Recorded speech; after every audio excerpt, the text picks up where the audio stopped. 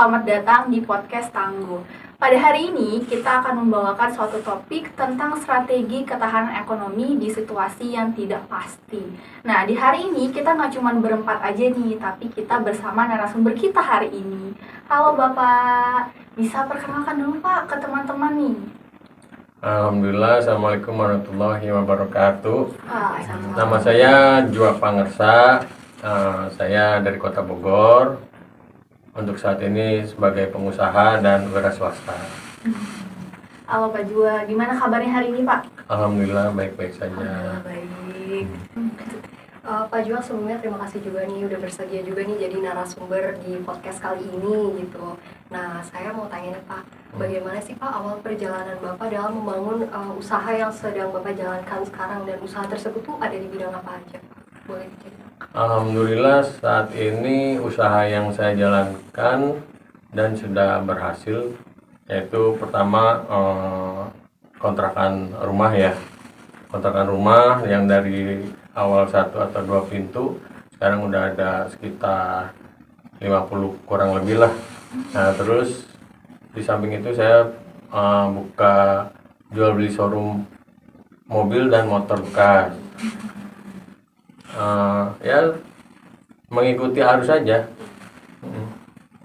Berarti tadi ada kontrakan nih yang bahkan mencapai 50 pintu, terus ada jual beli showroom juga. Nah, pasti dalam menjalankan usaha-usaha tersebut kan pasti mengalami jatuh bangun ya Pak, mengalami masa-masa sulit. Nah, kalau dalam usaha Bapak nih, pengalaman sulit apa aja sih Pak yang dialami oleh Bapak? Kalau pengalaman yang saya dapatkan selama ini sih ya, yang penting kita lebih banyak berdoa sama Gusti Allah ya. Minta doanya supaya dilancarkan semuanya, dibikin baik dan bagus lah. Nah, dari ya mungkin kalau permasalahan mengenai kontrakan rumah itu biasanya sih hal-hal yang biasa yang sudah ada lah selama ini di rumah-rumah masing-masing, misalkan WC-nya mampet atau bocor gitu ya. Nah, permasalahannya cuma itu aja. Dan kita untuk terima pengontrak pun sebelumnya kita iklan di OLX atau di Facebook atau di media di mana-mana lah. Atau ada juga yang suka dibikin stiker, suka ditempel-tempel sama karyawan saya. Karena saat ini banyak masyarakat Indonesia itu untuk membeli perumahan baru apalagi ya, bukan yang subsidi ya, itu harganya udah miliaran. Kadang gajinya aja UMR 5 juta, 6 juta, ini angsurannya 15 juta. Jadi lebih condong mereka lebih baik kontrak dulu lah gitu. Kalau kontrak kan ada yang 500.000, ada yang 700.000, ada pun yang 1 juta lah, masih terjangkau itu. Oke, dalam masa-masa sulit kan tadi kalau soal kontrakan kayak mungkin dari ini ya, mungkin dari WC-nya mampet atau mungkin sarana prasarananya, terus harus berusaha nih untuk iklan di aplikasi-aplikasi atau ditempel secara langsung. Nah, apa sih Pak yang membuat Bapak terus bertahan gitu dalam menjalani usaha tersebut gitu untuk bisa lebih berkembang? Ya, seperti kalau kita nonton di TV itu kan kadang suka ada iklan ya. Misalkan iklan sampo lah. Iklan sampo loh, kok iklannya sampo itu dalam menit atau jam, dan hampir tiap hari iklannya sampo. Padahal orang sudah menggunakan sampo tersebut kan. Begitu juga saya. Banyak karyawan saya nanya, Pak, ini kan udah penuh kontrakannya. Kita bukan nyari penuhnya, supaya mereka itu tahu bahwa kalau mengontrak itu di situ loh. Ini di JP Properti atau di JP Asri. Karena di sana ada 50 pintu dan tempatnya di mana-mana. Dan alhamdulillah aman. Terus kita juga nerima yang pengontrak itu dilihat, misalkan ya kebanyakan sih rumah tangga, ada yang baru nikah, ada juga yang guru atau yang UMKM yang pada kerja di pasar. Kita nggak pernah nerima yang macam-macam lah dalam tanda kutip ya, karena nggak baik lah gitu. Banyak juga ya yang memotivasi untuk bertahan gitu kan, untuk menjalani Kendala-kendalanya jadi gitu. Jadi kan itu awal mulai bisnisnya ya Pak. Nah kalau di sini tuh ada cara mempertahankan. Waktu itu kan pernah sempat ada COVID-19.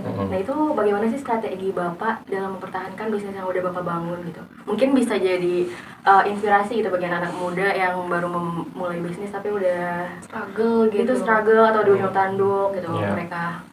Kalau COVID-19 ini kan adanya tahun 2019 ya, 2019, 2020, 2021. Saya juga punya kos-kosan. Nah, kebetulan nggak begitu banyak sih, ada 15 pintu. Maksudnya 15 kamar. Nah, dibanding kontrakan dengan kos-kosan pada saat itu lebih menguntungkan yang namanya kontrakan, karena kalau kontrakan itu mereka tinggalkan sekeluarga. Tapi kalau yang kos-kosan, kenyataannya anak saya aja yang kuliah di UIN yang di Ciputat itu semua kos-kosan kosong karena adanya daring. Jadi mereka pada nggak ngekos, dan memang dari pemerintah juga menyediakan daring dan belajar di rumah. Nah, kebanyakan sih pengusaha-pengusaha kos-kosan pada saat itu banyak yang menjerit lah untuk bayar mungkin mereka ada yang bikin kos-kosan pinjam ke bank atau gimana, nggak bisa ngangsur ya macam-macam lah. Tapi dibanding dengan yang kontrakan saya selalu penuh dibanding sama yang kos-kosan. Tapi alhamdulillah saat ini COVID-19 sudah terlewatkan, jadi isinya sudah banyak mahasiswa lagi yang pada kos. Berarti itu terbantu dengan adanya kontrakan gitu ya di banyak keluarga gitu ya Pak. Iya. Nah ini juga kan suka ada kasus kalau misalkan di bisnis itu mengatur keuangan juga kadang bikin kolaps bisnisnya sendiri ya Pak. Nah itu cara Bapak mengatur strategi untuk manajemen keuangan itu bagaimana Pak? Nah, kalau keuangan itu memang selama ini sih kalau kita punya kos-kosan, kontrakan, memang berbeda tempat. Intinya sih kita harus punya satu karyawan atau pegawai yang kita kasih dan kita gaji. Kalau bisa sih yang jujur, karena kalau misalkan tidak jujur ya kita bisa kewalahan. Kadang kontrakan saya misalkan ada 30 pintu, bisa aja dia bilang, "Pak, ini yang kosong atau yang isi cuma 15, yang 15-nya lagi kosong." Nah, kita cek ke sana, ternyata isi semua gitu. Berarti yang ada something wrong nih, berarti si karyawannya itu yang benar. Nah, kebanyakan sih yang kontrakan saya di Bogor, yang di Gang Pinang itu sudah beberapa kali ganti karyawan. Karena ya itulah namanya uang ya, karena kontrakan itu kan langsung berhadapan dengan uang. Misalkan ada yang keluarga mau kontrak, berapa nih harga kontrakan satu pintunya? Oh, 1 juta. Ya udah nih saya DP dulu 500. Nah, ternyata udah DP selama 3 hari dia nggak datang. Nah, si pegawai itu tidak info ke si yang punya pemilik kontrak gitu ya. Akhirnya uang dikantongi sama dia. Tapi ya lama-lama pasti terbuka juga sih. Oh, berarti itu nge-hire karyawan lagi gitu Iya, ya? betul. Percaya kayak gitu. Itu juga sudah beberapa kali ganti ya, dari Pak Tony, Pak Udin, terus terakhir ini Pak Ambil. Alhamdulillah dia sudah 15 tahun kerja di tempat saya, sampai udah punya anak juga. Alhamdulillah orangnya jujur. Jadi kalau ada yang DP mau 100, mau 500, sampai 50.000 pun ada catatannya. Pak, ini ada yang DP kamar nomor 21, 50.000, nanti perusahaan. Nah, itu memang harus dicatat. Kalau misalkan lihat di kantor saya itu ada papan tulis. Papan tulis itu dari kamar nomor 1 sampai 60 itu ada catatannya. Terus ada namanya, misalkan Teh Dewi masuk tanggal 26, harga 700, baru DP 200, berarti sisa 500 lagi. Itu harus dicatat. Sama karyawan kita nyatet, kita pun nyatet. Jadi sama-sama inilah menjaga. Selanjutnya menurut Bapak tuh hal apa yang emang harus dimiliki anak-anak muda sekarang tuh biar tahan banting, yang mungkin dia tuh nggak mudah menyerah gitu kalau mau buka usaha? Kalau usaha yang paling aman sih ya memang usaha kontrakan dan kos-kosan ya, karena resikonya itu nggak terlalu riskan lah gitu ya.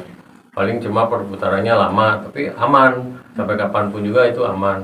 Nah, saya juga ada usaha kayak showroom mobil, showroom motor. Nah, itu kalau dilihat risikonya lebih banyak, karena kadang ada yang motor bodong lah, ada juga yang suratnya cuma SNK aja atau BPKB aja. Nah, saya sama karyawan saya juga saya bilang untuk cek mesinnya bagus atau enggak.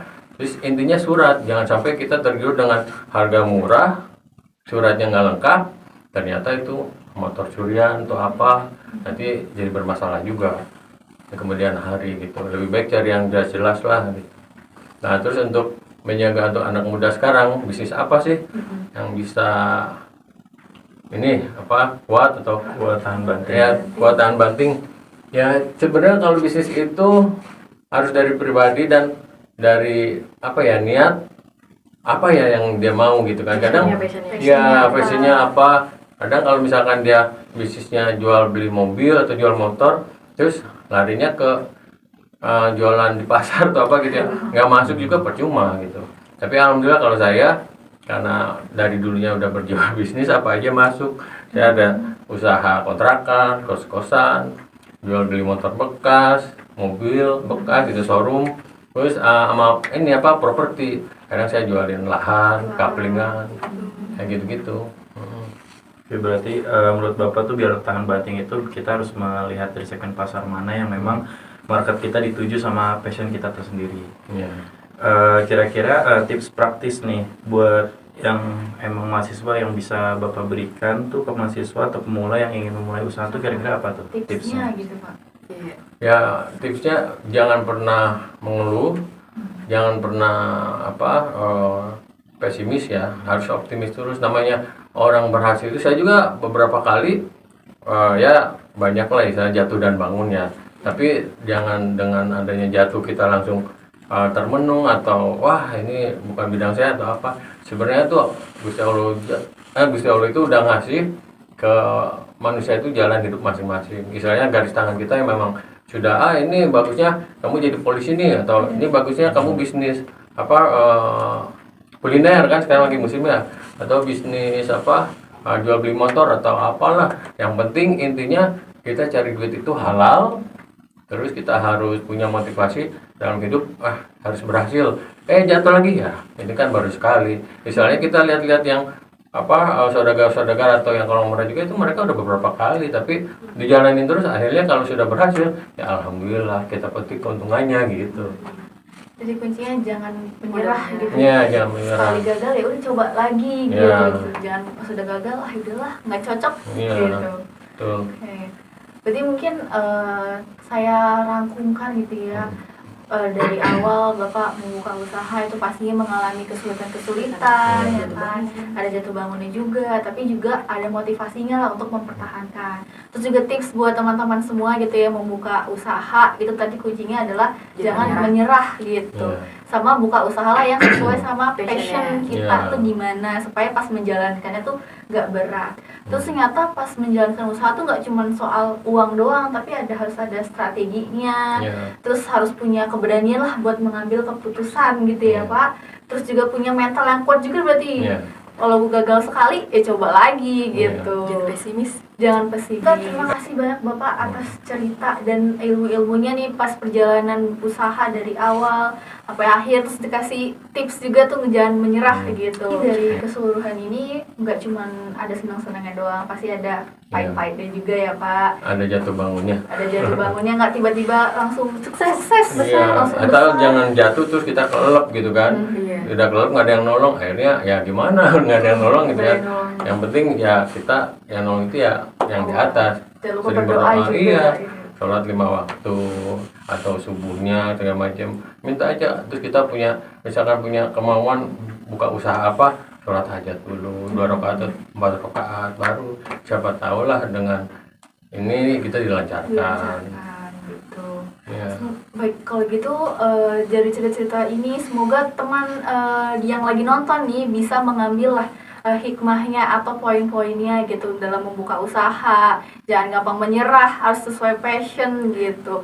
Semoga apa yang kita sampaikan terus cerita dari Bapak ini dapat membantu mungkin teman-teman yang lagi bingung atau lagi jatuh bangun usahanya dan nggak menyerah gitu ya. Kalau begitu sekian podcast kita hari ini.